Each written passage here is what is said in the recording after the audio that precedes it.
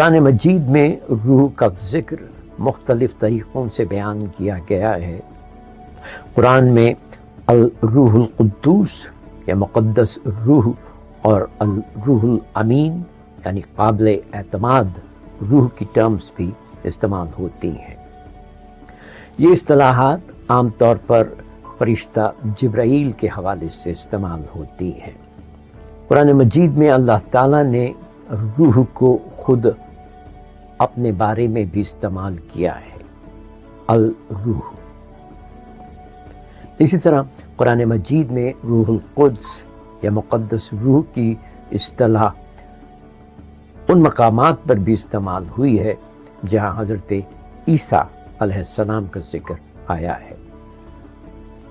جیسا کہ آپ جانتے ہیں، القدوس خدا کے 99 ناموں میں سے ایک ہے۔